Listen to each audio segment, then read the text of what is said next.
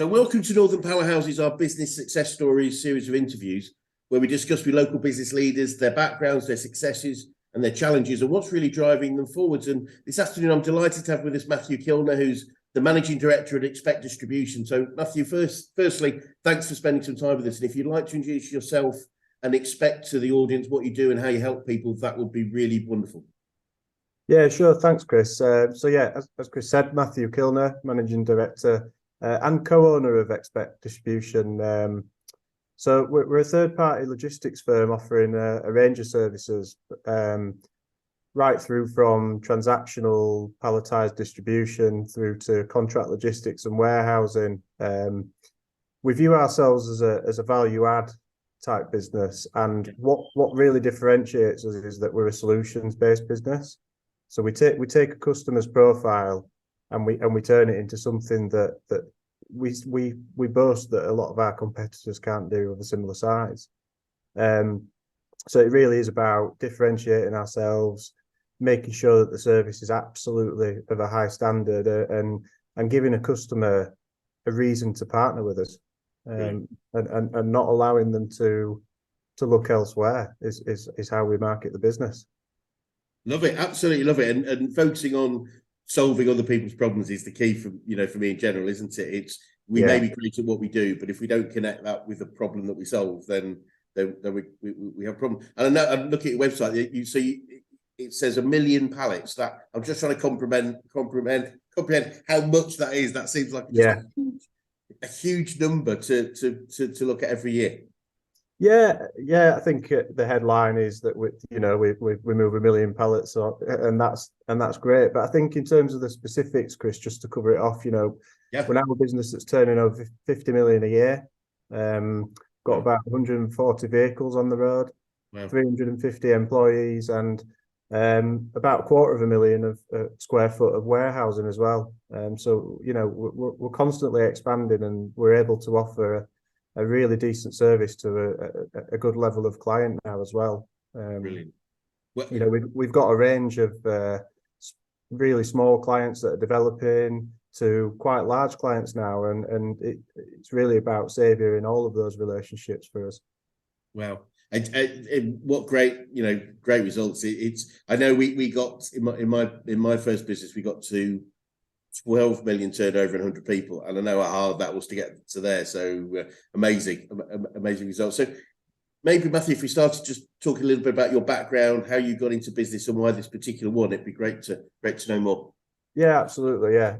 So I'm Huddersfield lad. Live over in a small village in between Huddersfield and Wakefield, actually, and I've spent most of my life there so far. Family man. I've got a fiance that I'm getting wed to next year and a 1-year-old daughter. So that obviously keeps me fairly occupied these days. I can imagine. In terms of my career, so I actually started out in an accountancy practice of around 50 people in the Huddersfield area. To which I did my training as a chartered accountant. Spent 8 years there.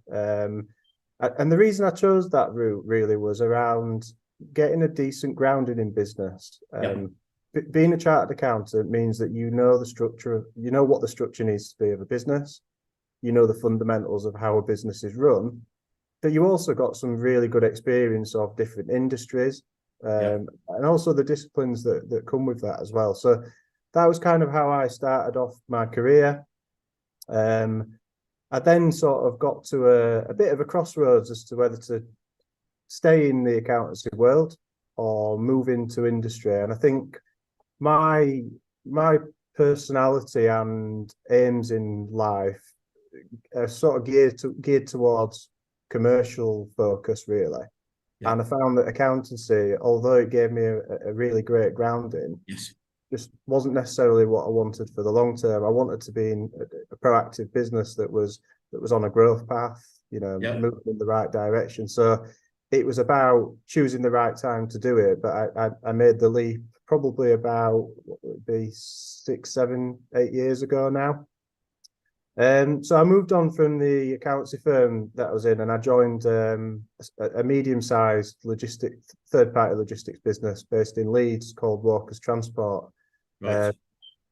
And they were a similar sort of business to what Expect was probably 2-3 years ago, on a growth trajectory, family owned, really good values, you know, on the cusp of becoming a large company, and it needed some structure and sort of guidelines to work to, really. So I joined Walkers as financial controller, and transformed the finance function to be more structured, more value add, and making sure that the business was focused on performance as well as everything else, you know, financial performance, I should say there, really. Yes. And so that business was, I had a great time there, and I spent probably a good 4 or 5 years running the finance function there. And in that time, that business went through a management buyout itself. So that was great experience to sort of guide the business through that and get to the other side of it. And then following on from that, you know, the opportunity came up at Expect to join that business. Again, I was joining in a similar capacity to what I was in before, but I could see the opportunity that was there for me. You know, I could see that the finance function was in a fairly similar state to when I joined Walkers. So that was an opportunity to almost do the same thing again, but do something that I was proud of.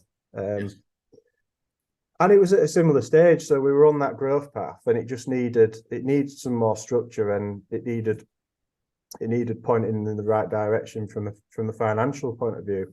So I joined Expect a good 4 years ago now, and transformed the finance function. The business has continued to grow. So I think it's fair to say that our business has been growing at least 10% per annum. You know, we've recently reached between 15 and 20, which has been great. And it comes in stages to a degree. You know, with warehousing services, it's almost a finite commodity until you invest in a new warehouse, and then you go again. Yes. So I could see all of the stars aligning, for want of a better phrase, really. And my own aims in life are to join a business that's passionate about what it does. Yeah. You know, it needs to be on a growth path, which this was. And also, I always had it in mind that I wanted to be a leader as well. And fundamentally, I wasn't going to stop until I got to that stage, really. Brilliant. Oh, and here we are. Absolutely fantastic. Yeah. So if you going back a long way, when you were growing up, is this what the sort of thing you saw yourself doing, or did you have a different path planned at that point? Really interesting question, that, because I think when I got to sort of school leaving age, I didn't really know what to do. Yeah. My family have always been fairly career driven, and I've also got family heritage in logistics, so there was a known interest there already, you know, and so you might say that I was slightly biased in the industry that I would choose. Or well led, you could look at it that way. Yes. But it's funny, actually, you know, one thing that my family always said to me was, logistics is great, but it's not that lucrative. Right.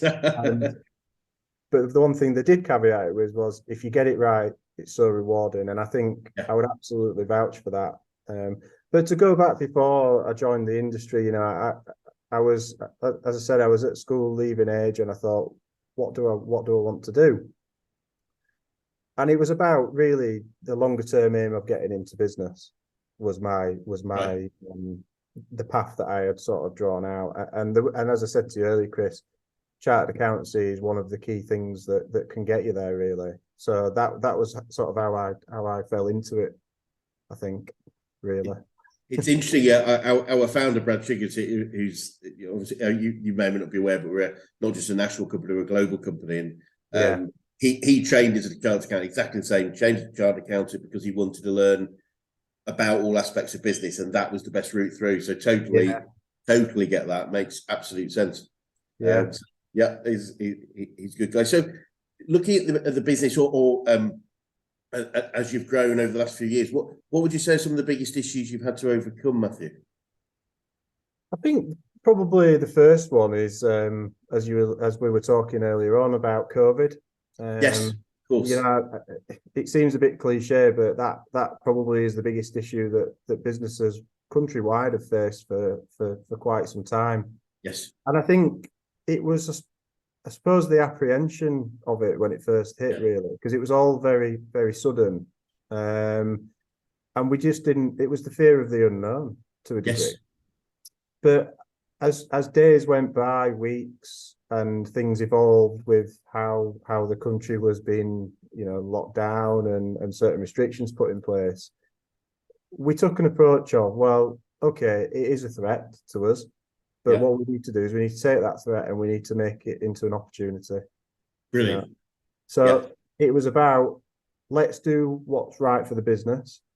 Let's do the best by the people that we've got, but let's protect the future of Expect and its customer base.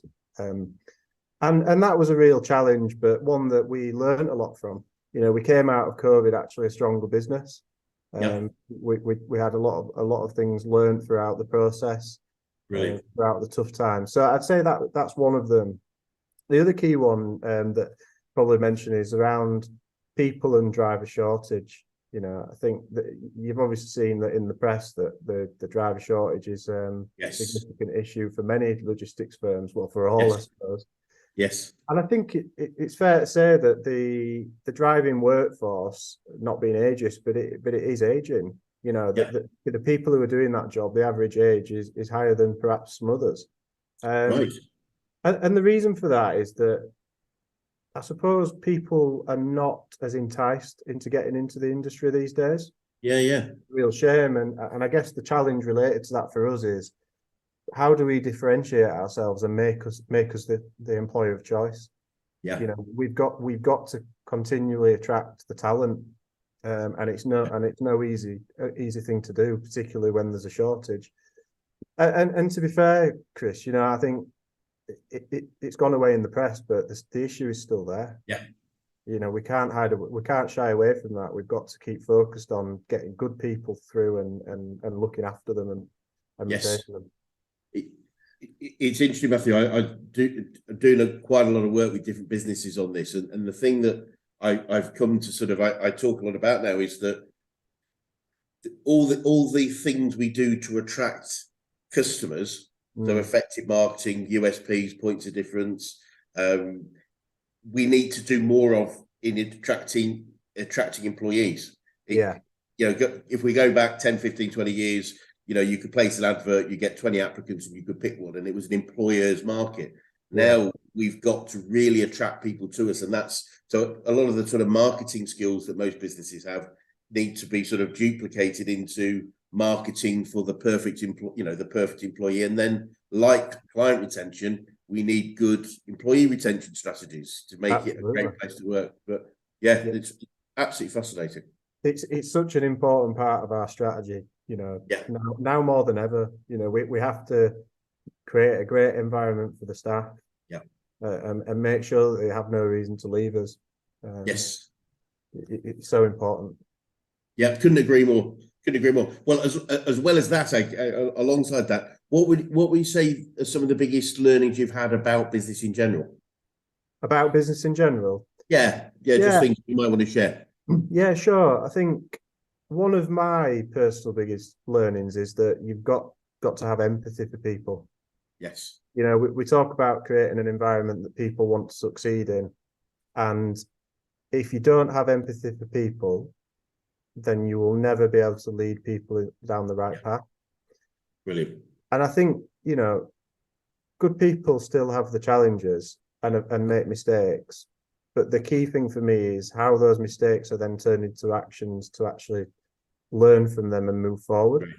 And that's how you develop people. So that's one of the biggest learnings that I've had. And to be fair, you know, empathy is one of those things that I've been brought up with. Yep. And hopefully our colleagues would say the same. You know, that we do show a level of empathy with our staff. So that would be one of them. Second one would be around be customer focused. Yep. You have to be focused on your customer base. I think adding value is one of the really key things that you've got to do in today's world, particularly in third-party logistics. Yes.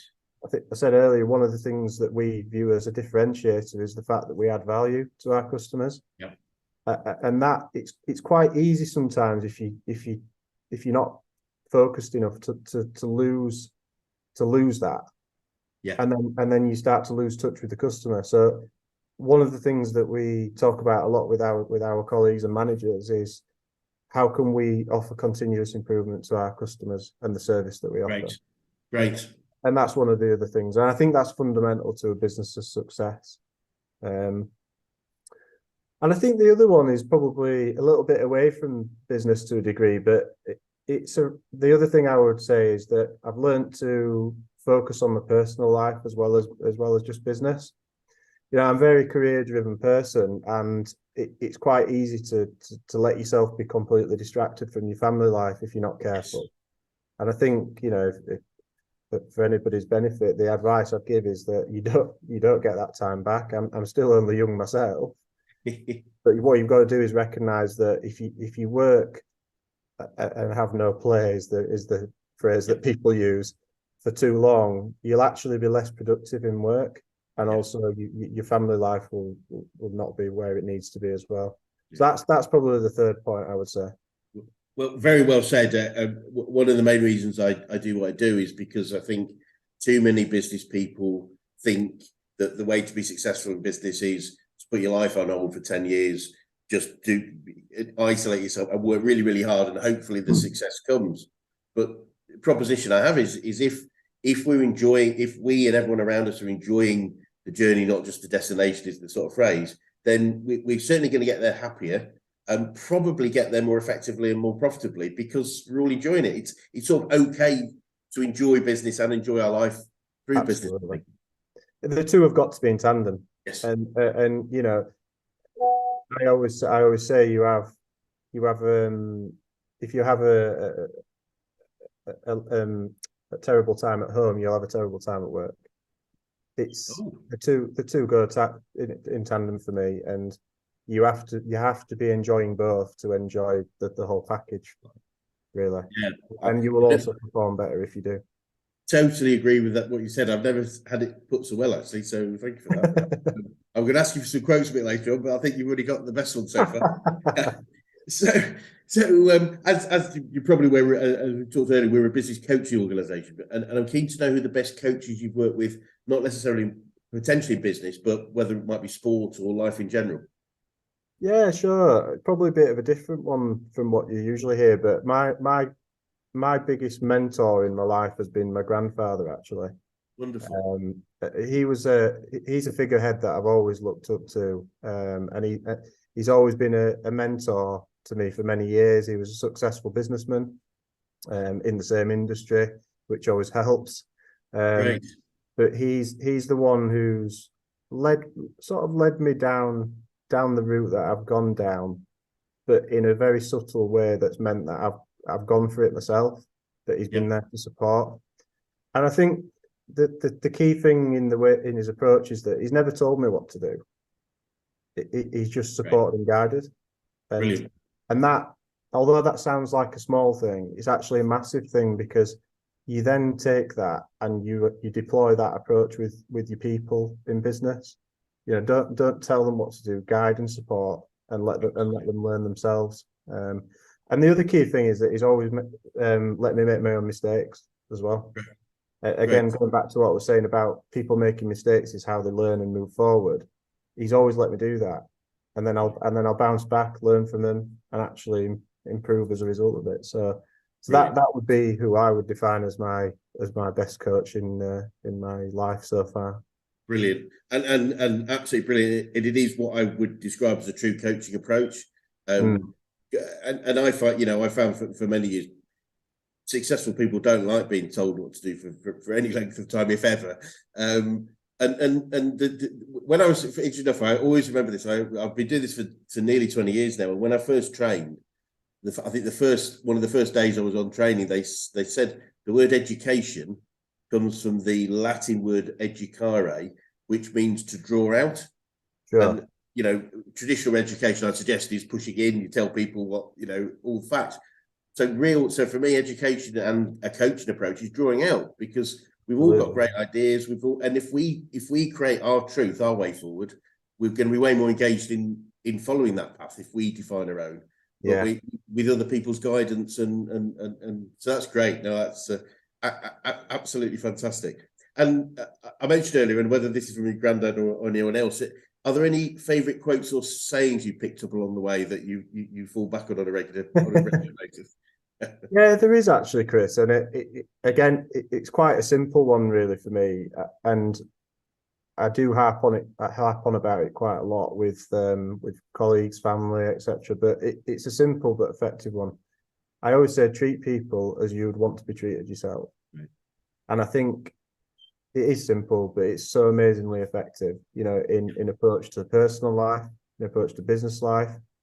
If you treat people in business the way you want to be treated, you're more inclined to be a leader rather than just a manager, because you put yourself in the person's shoes, and you'll understand the way that they work, and you'll also tailor your approach to that person as well. So it really is a simple one, but so effective, and one that I like to try and influence others to use as much as they can, really. Simple stuff that works, I think, is always the first port of call, in my opinion. Yeah. I always say to people, we don't do rocket science. I say, we'll get to your point where you can afford to employ rocket scientists if that's what you want to do. But let's start with the simple stuff. Exactly. And I think the other one it's not really a quote as such, but I think my own view is that good businesses have good managers and good managers of people. But to actually take that leap and become great, you have to have great leaders. And the two things are very different. You know, a manager and a leader is very different, and people don't often recognize that. You know, so I wanted to raise that as a point, because it's so fundamental to becoming a great company. And it's not the easiest thing to convey to people sometimes. Completely agree, and we do a lot of work with that. And funny that I mentioned our founder, he's led this a lot, is that leadership and management of two very different disciplines, and require different, different education, different learning and training. And while you can find both in some individuals, often people tend to lead with one or the other. Brad did get has had a bit of a bee in his bonnet for a long time. We're saying that a lot of people would aspire to be a leader before they become a great manager, if that makes any sense. And almost, we need to lead and with vision and communication, but we also need to manage to make sure we're doing the right things at the right time right. Absolutely. The two go hand in hand, don't they, at the end of the day? Absolutely. Yeah. So Matthew, what would you say you've learned about yourself through your journey in your career? I think the key thing for me is probably that everybody has limitations, including myself. You can't do everything. Yeah. And with a business our size, you can't control everything either. You know, that is a fact. You know, if anybody thinks that they can, then they're kidding themselves, and they'll be restricting the growth. Yes. And I think the key thing that I have learned really over the years is that it's about building a team around you that complements your skill set. Yeah, great. And if you do that, you'll succeed. I always say business is not about, buildings, vehicles, all the simple things. It's actually about people.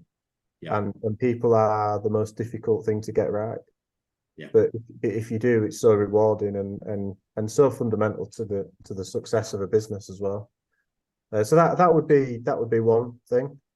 Yeah. I'd say another would be around building trust with people. Yeah. A lot of business is actually run on building trust with customers, suppliers, colleagues. And if you build that trust, you'll keep the people close to you that you need to. Yeah.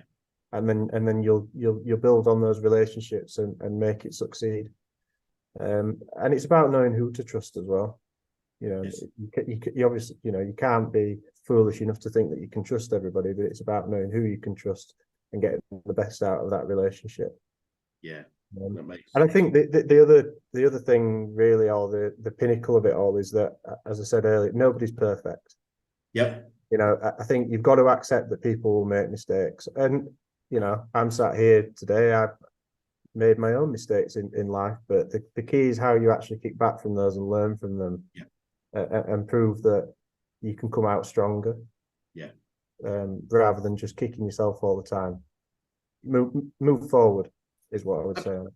Yeah, that makes absolute perfect sense. Again, sort of referencing Brad, one of these he told me a long time ago, that's always stuck with me. He's a very, very successful man. And he said he believes his success is due to making, because he's made more mistakes than anybody else he knows, not despite, because it was the willingness to push outside the boundaries, which is always going to come with its own level of mistakes, etc. So, yeah. I think you did right. Yeah, it is a perfect analogy, is that, I think you will always make mistakes, and actually mistakes are a consequence of pushing forward sometimes. Yes. You move forward at such a pace. If you're that hungry for it, you will try to move things forward at such a pace that inevitably you will make mistakes. But actually, if you're dealing with 10 things at once and 2 of them are a mistake and 8 are successful, it's a pretty high success rate. Yes. So it is really interesting to hear that somebody else has the same view, actually. Yeah, and it was the because as well. It's almost like, oh my God, so it's like because we made a mistake. But I realised it was that mindset of being willing to push hard, push fast. In fact, funny, the ex-CEO of Actually Coach, who worked with Brad for many years, he said something to me which is very similar. But he said, the job of a business owner, a business leader, is to solve problems. That because they will come. And so if you don't like problems, get out of business, because it's not. It's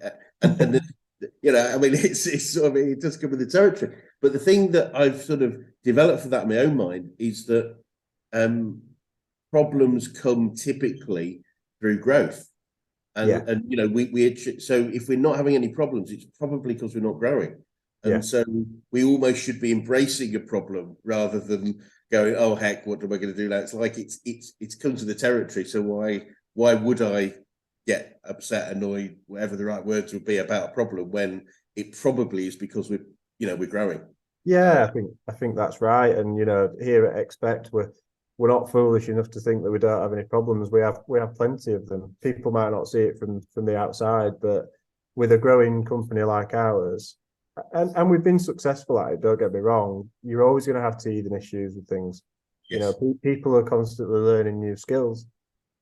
If you offer a slightly different service, for example, or a variation of what we do, people have to learn new skills, and people make mistakes. That is simply how business runs. It's how you move forward and how you can prove to your customer base that you know what you're doing, that you're the expert in the field, and that if you come across a problem, you put it right, and that's part of being a partner at the end of the day. Brilliant. Yeah, no, that makes absolute sense. So talking about growth, looking to the future, Matthew, what does the future look like for you guys, and what do you see as some of those challenges that might come along, if any? Yeah, sure. Yeah, I think in terms of the future, I think probably didn't really mention earlier on, but Andy Taylor, who's our ops director, he's also the co-owner with myself. Right. We undertook a management buyout in December 2021. Right. So we're just over 18 months into that, which is why my role's changed from FD to MD. And I think it's been a first successful sort of 18 months that we've continued almost business as usual. The strategy that we had before is still the strategy now. That's the beauty of maintaining the same board at the end of the day. And I think our firm view is that we want to continue to develop and grow the business further.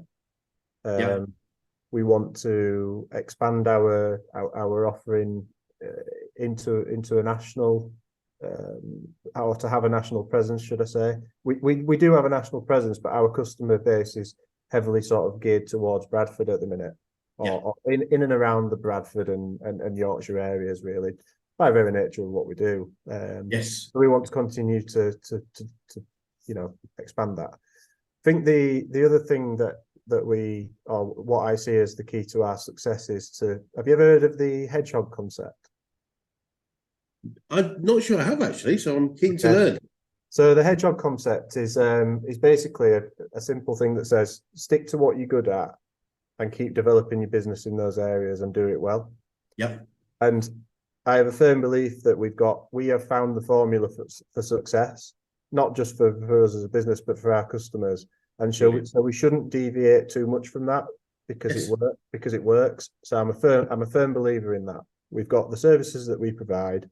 We can do a variation of some of them, but let's stick to what we're good at. That's one thing that I'm pretty passionate about. Yes.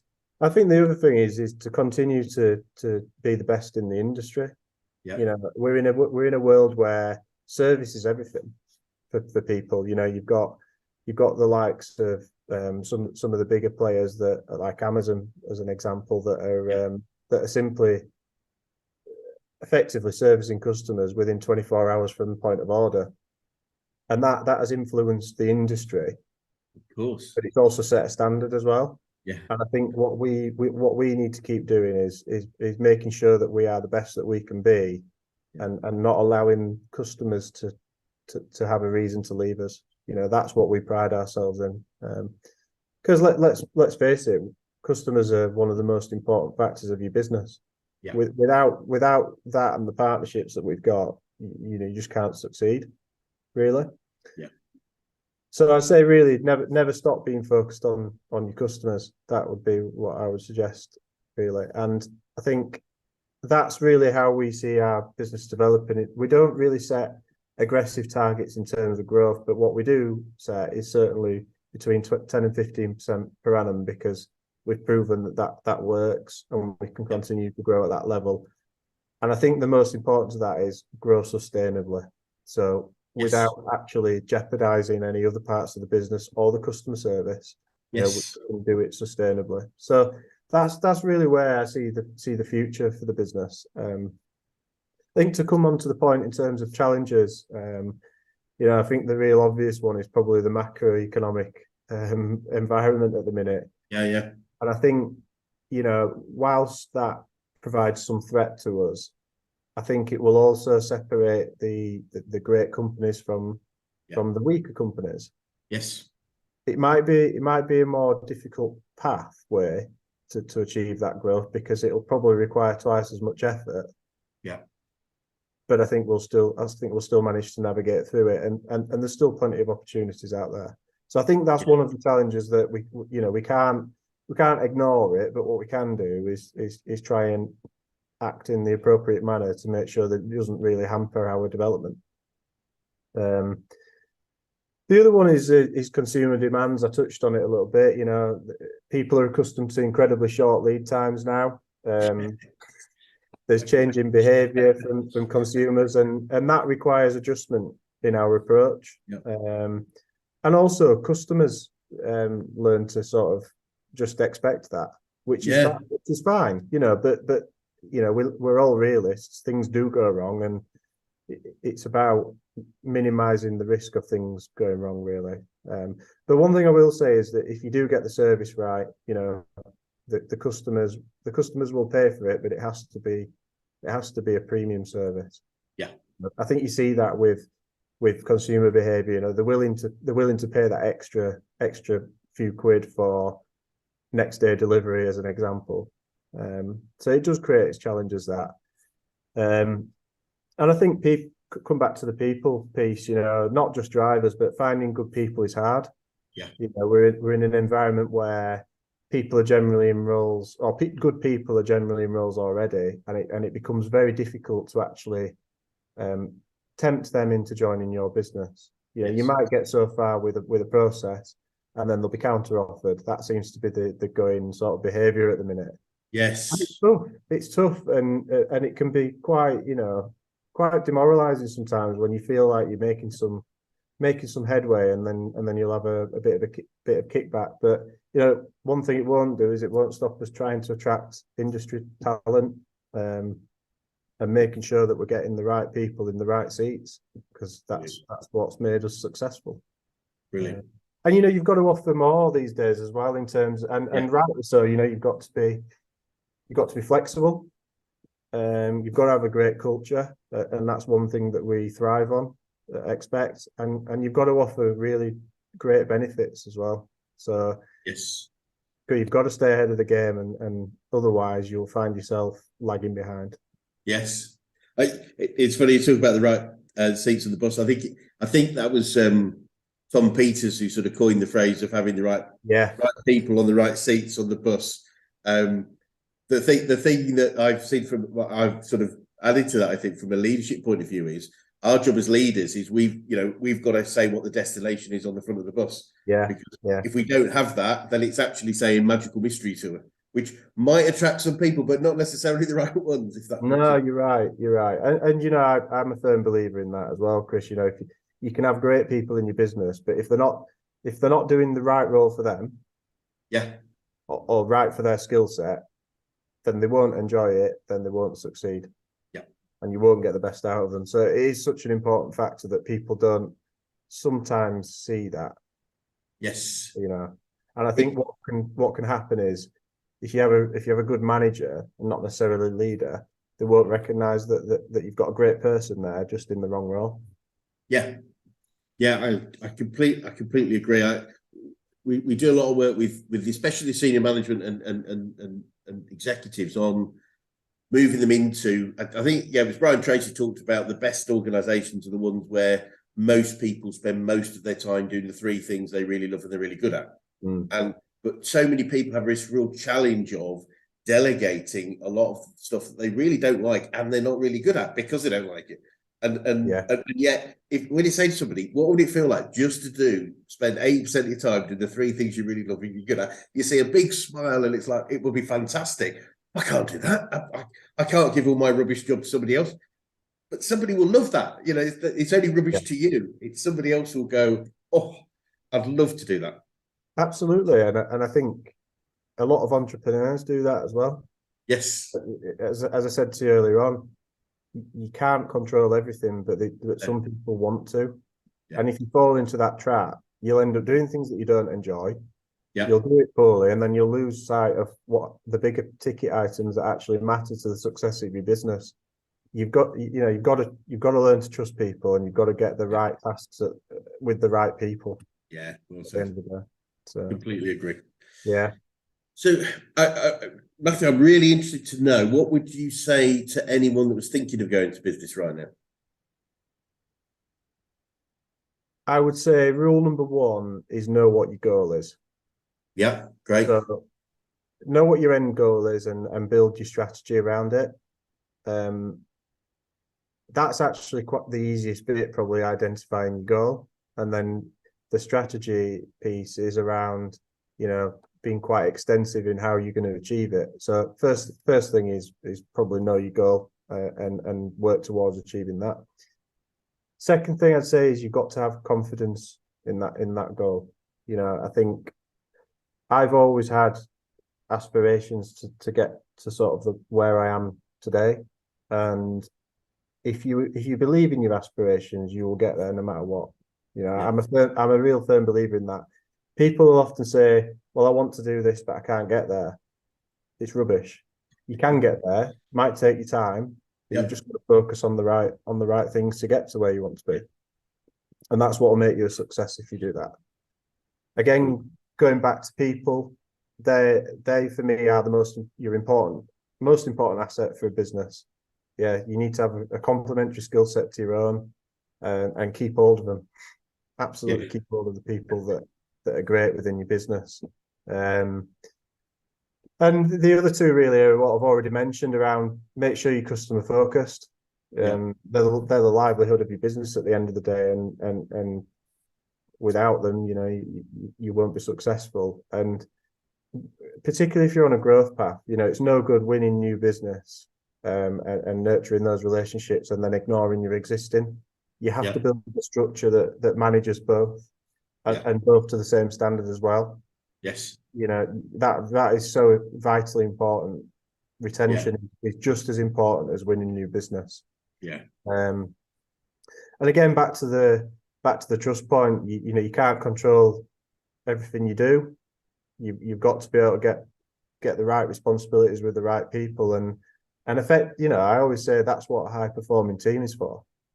If you can get the right responsibilities with them and they're high performing, you know that you will get a good standard of work delivered as well.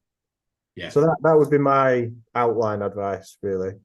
Yeah, brilliant, and really wise words. And if you started again, sort of, is there anything you would do differently from a business perspective? I'm not dodging the question here, but I'd actually say no. I don't think I do have any major regrets, to be fair, Chris. I think there's obviously small bumps along the way that I think, oh, why did I do that? But fundamentally, not really. I think I've got no regrets on the path that I've taken. It's worked for me. As I said, every mistake is just a hiccup, and you learn from it. And no, I haven't really got any regrets. You have to make mistakes, as I've said, to move forward. That's just life. I think it's an interesting question because it's as you said, you can always learn from things. But if you're comfortable with making mistakes, the point being is, if we're here as a result of everything that's happened, and if we'd have changed any one of those things, we might not be here. And if we like where we are, then it makes sense. It's the whole sliding door thing, isn't it? If I'd have just taken a left or a right or whatever it would be, maybe it wouldn't be the same. So I totally get it. It's not avoiding it. It is a tricky question. But looking from a slightly different angle, which is a slightly different one, but what would be the best advice you could give an 18-year-old you if you were to go back in time and do so? That could be a totally different answer. It could be a totally different answer. I think probably the first bit of advice is be confident in your abilities. Yeah. Make sure you're confident in what you believe you can do. And then try and formulate a clear path of direction with where you want to go with your career. I mean, you hear a lot these days of people saying, don't really know what I want to do. And to some extent, I was in the same position, Chris, to be fair. So it's not the end of the world that you don't know what you want to do. You've just got to really focus on what you do want to do and try and formulate a path to get there. That's exactly what I've done. And that's the advice I'd give to other people. And if you're confident in your abilities to get there, that's half of the battle, really. I think it's really sound advice. I mean, I'm pretty sure I would say at least 2/3, if not 3/4 of the people I've interviewed for this have totally different businesses or careers than what they trained for. And I'm pretty sure, thinking about personally at 18, I'm an adult, but I'm not sure I really know where I want to be at 30, 40, 50. That isn't on my agenda really. No. It's a very sound advice. Matthew, it's been really fascinating, and I really pulled out some really interesting points from what we've talked about. Just for anyone watching right now, if they'd like to get in touch with you or the company, what would be the best way to do so? Yeah, sure. I mean, probably email or telephone. If you ring the main number, do you want me to give the number now, Chris? If you'd like to, just in case somebody wants to give you a call. Number is 01274 378 220, or if drop me an email at matthew.kilner, which is double T, at expectdistribution.com. Brilliant. Well, thanks so much, and I really appreciate maybe in 12 months' time we'll come back and talk and just see what the last that 12 months has looked like for you guys, and again what the future holds. Yeah, thanks, Chris. It's been great meeting you, and hopefully you and the audience have taken something from it. It's great to speak about the journey that we've been on so far, and then what's next. Brilliant. Yeah. Well, again, thanks again so much. Yeah. Thanks, Chris. Cheers.